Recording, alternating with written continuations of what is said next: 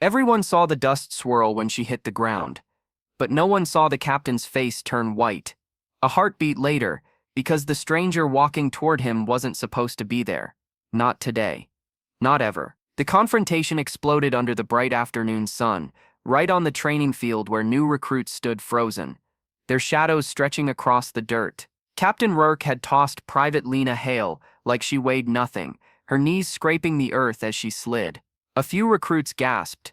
One whispered, "Sir, she just got here." Before I tell you what happened next, tell me in the comments where you're watching from. I love knowing who's listening. Rourke towered over her, barking something about weak links and proving herself. But Lena barely heard him. The world spun. Dust clung to her palms.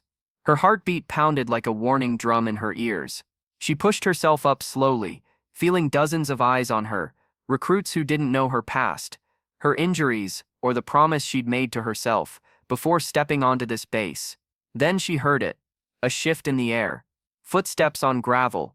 A strange hush rolling over the training yard like a wave. Rourke heard it too. He turned, and the color drained from his face. Walking toward them was a man whose every movement radiated quiet authority, deliberate, grounded, almost unnervingly calm. His uniform sleeves were rolled up, revealing forearms marked by years of service. He wasn't yelling, he wasn't striding fast, but something about him made recruits straighten instinctively. Lena recognized him instantly. Commander Jordan Hale, her brother, the one she thought she'd never see on a military field again. She was wrong. Around them, a few neighbors from the nearby residential row had stepped outside, drawn by the commotion. Sunlight glinted off windows. A mother holding a grocery bag paused mid-step, watching the scene unfold with her child peeking over her arm. Even the wind seemed to quiet, carrying only the tension. Rourke tried to speak first. "Commander, sir, I didn't expect," but Jordan didn't look at him. He knelt by Lena, brushing dirt from her shoulder, with a gentleness that made a few recruits shift uncomfortably, guilt prickling their spines. "You okay?" he asked. Voice low. She swallowed. "I'm fine." But she wasn't. Not inside. Her hands still trembled. Her pride stung more than the pain. She had come here to rebuild her confidence, not to be thrown like an object. Rourke cleared his throat. "Sir," the recruit was struggling with.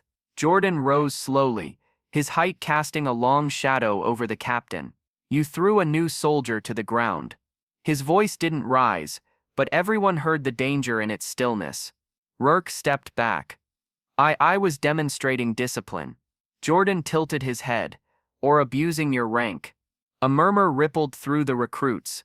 Some glanced at Lena, suddenly remembering how she dropped her backpack earlier, shaking from nerves.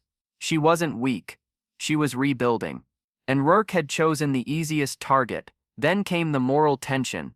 The moment that split the air. Jordan said, "If any soldier under me ever threw a recruit, especially one recovering from injury, I'd have them removed from their position by sunset."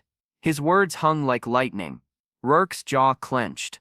He bolted, yes, actually bolted, toward the admin building, muttering something about reports and protocols. A few recruits stared after him in disbelief. No one had ever seen him run from anything.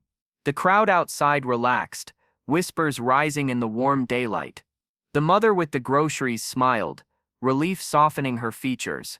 The base dog trotted over and sat beside Lena, as if offering solidarity. Jordan faced the recruits. "Strength isn't measured by how hard you hit. It's measured by how you protect the ones still learning to stand." A silence followed, respectful, heavy, unforgettable. Lena breathed deeper. The trembling eased.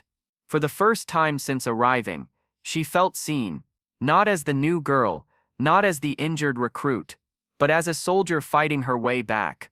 In the days that followed, the yard stayed bright, filled with renewed energy.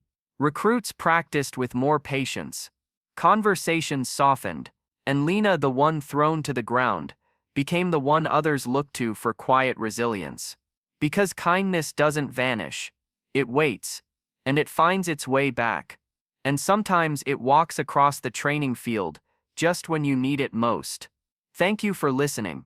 friend. Share your thoughts below, and if you'd like more stories like this, make sure to like, subscribe, and join our growing community.